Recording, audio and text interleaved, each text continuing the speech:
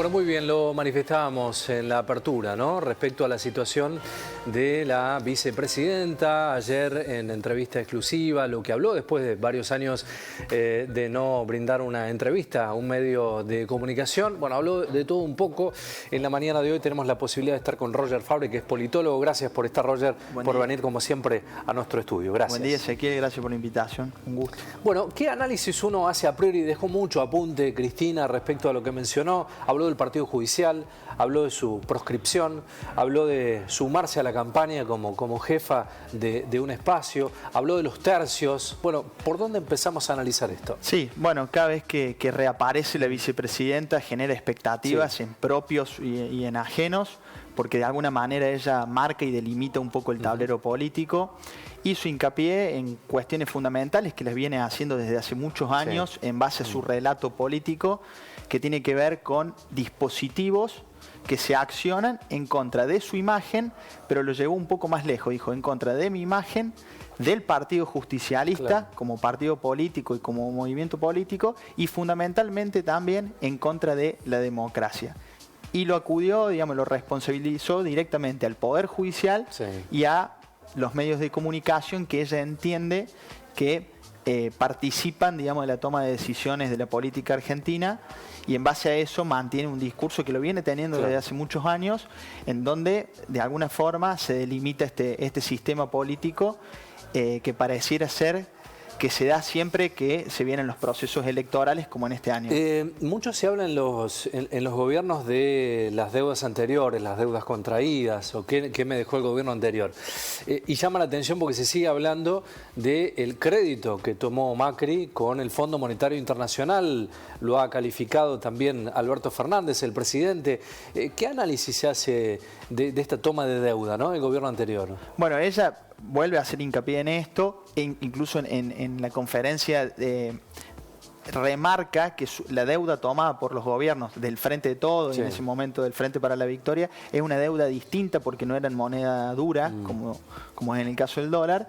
Ella también dice que es la histórica deuda y el histórico problema inflacionario que tiene el justicialismo, de que se endeuda para desarrollar, digamos, para desarrollar el país, y ahí hace una diferencia fundamental con el préstamo del Fondo Monetario Internacional que recibió el gobierno de Mauricio Macri en el periodo 2015-2019. Ella hace una diferenciación en donde hay gente que lo puede compartir, gente que no, pero justifica la diferencia en las tomas de deuda en dos modelos distintos de país. Claro, y para la utilización de esa toma de deuda, ¿no? Y para el motivo por el cual se hace esa toma de deuda, sabiendo que los dólares son escasos, que los problemas en definitiva todos los años terminan siendo lo mismo, la emisión o la no emisión, y eso genera o no inflación.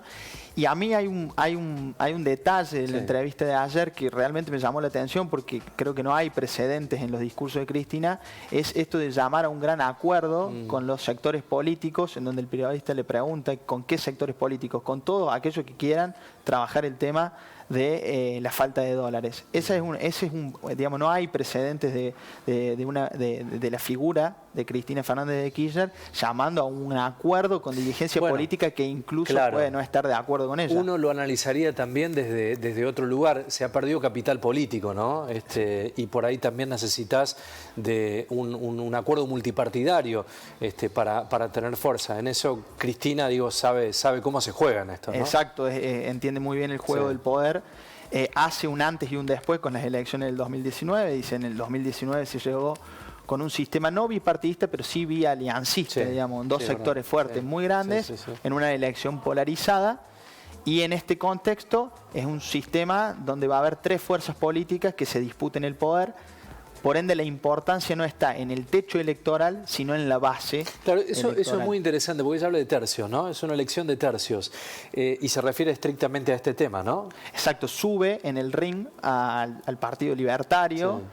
Y de alguna manera también deja en evidencia los problemas que puede tener Juntos por el Cambio, de que ya no representa lo nuevo, y que también está en una discusión, no lo menciona, pero está en una discusión interna muy fuerte sobre quiénes van a ser los próximos líderes de Juntos por el Cambio, quién va a ser el que encabece la candidatura a presidente de la nación, y en eso hace crecer a Milei porque entiende que se disperse ese electorado, que puede ser más duro, del centro hacia la derecha, y ahí el oficialismo, claro, el peronismo puede llegar a tener una oportunidad. Los Ugarrín, de hecho, la CGT también se manifestó respecto a este tema, ¿no? Así es, la CGT el día anterior también, digamos, hace una discusión sobre que no van a acompañar o no van a formar parte de un debate con el ala más dura de la política. Menciona 3 dirigentes, el caso de Patricia Bullrich, Espert y Javier Milei.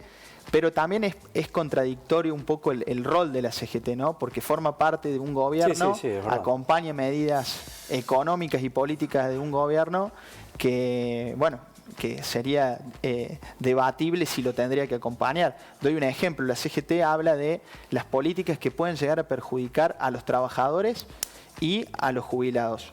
Hoy, si tomamos en cuenta una jubilación mínima, son 56.800 pesos con el último aumento sin contar el bono. Si lo pasáramos a dólar blue, que es el dólar que se consigue en la calle, son $120. Está dentro de las jubilaciones más bajas del mundo.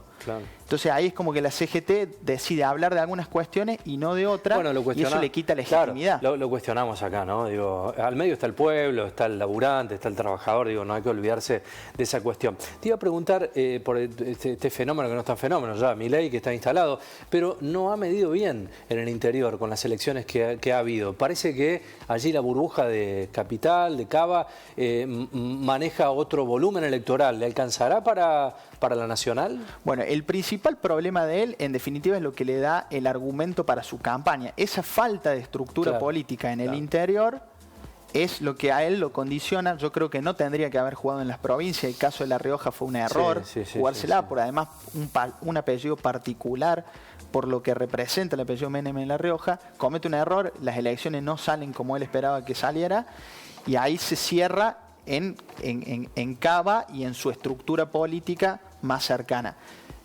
Eso le quita un poco de frescura a Javier Milei y entiende que muchas veces las elecciones, por eso es ese dato de Cristina de decir no tanto el techo, sino el piso. Y el piso, ¿quién lo puede garantizar?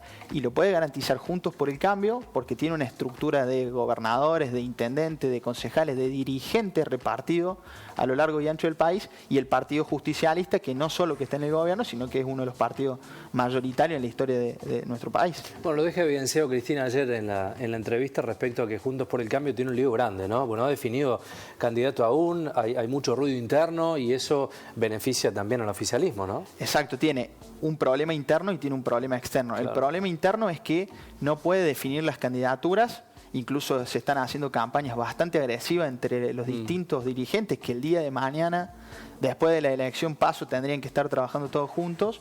Y por el otro lado, el problema externo de cómo recupera esa frescura y esa expectativa para con la sociedad de formar parte de un nuevo gobierno y que no lo sea Javier Milei, ¿no? Entonces es como que tiene una discusión interna muy grande, sumado al problema de esta tercer fuerza, que en la elección del año 2019 no estaba. Entonces creo que está, digamos, enmarcado en una odisea que la tiene que resolver lo más rápido posible. En la entrevista le hace un guiño a Massa respecto a la papa caliente que toma, literalmente así lo manifestó, y bueno, el desafío económico que tuvo. Massa aquí tiene un guiño político para posiblemente una candidatura, como se habla, ¿no? Sí, bueno, se viene hablando mucho de la presencia y del rol de Sergio Massa. Antes también hace un guiño cuando el periodista le pregunta sobre aquellos dirigentes que habían sido muy agresivos para con ella, y ella cita una frase de un ex gobernador de Santa Cruz como diciendo en política la bronca y el dolor dura no más de 6 meses, después pasa y se puede volver a sentarse con un dirigente a debatir. Un poco eso muestra la imagen, primero de Alberto Fernández, cuando ella lo va a buscar para que sea candidato, y hoy de Sergio Massa, que le hace un guiño diciendo agarró una papa caliente y bueno, está viendo cómo lo resuelve, que hasta el día de hoy no vemos soluciones, ¿no? Sumado a eso, un posible proceso electoral en donde Massa puede ser uno de los precandidatos del oficialismo. ¿Quién otro criterio se perfila? Bueno, el ala más dura del sector político de la vicepresidenta y de Máximo Kirchner, digamos, de la Cámpora, puede ser Guado de Pedro. Y después puede haber otro dirigente que esté acompañado por la figura del presidente, de Alberto Fernández, que yo no sé si hoy eleva o mantiene la imagen. Es verdad. Contra la justicia también habló. Se manifestó nuevamente con la proscripción. Dijo una frase es una frase fuerte, pero estoy en libertad condicional, ¿no? Así lo manifestó. Bueno, es un poco ese discurso, ¿no? Uno de los dos centrales dispositivos que ella dice, no solo vienen por mí, no solo vienen por el justicialismo ni por la democracia, sino por mi condición de mujer, como sin importar, digamos, los motivos por los cuales la justicia está haciendo eso, sino, como diciendo, por mi condición de líder política. Habló de las causas, de las distintas causas, incluso también comparó sus causas con las que podría vincularse al expresidente Mauricio Macri, pero en eso, digamos, ya nos tiene acostumbrados a ese negacionismo absoluto, sin autocrítica, y esa posibilidad de tirar también el problema a los que están en la vereda del frente. Exacto. En eso es muy hábil para escaparse de los temas, y me parece que ayer hizo una muestra de eso. Bien, ya en modo campaña. Gracias, Roger, ha sido muy interesante el análisis. Gracias por la invitación, Ezequiel. Muy amable, muy amable. Bueno, muy bien, el análisis electoral, las declaraciones de Cristina Fernández de Kirchner anoche en un canal de televisión que han encendido las alarmas políticas respecto, bueno, a lo que se viene, ¿no?, en la campaña para este presidente en la República Argentina. Nosotros vamos a hacer la pausa. En minutos continuamos con mucho más. Quédense ahí.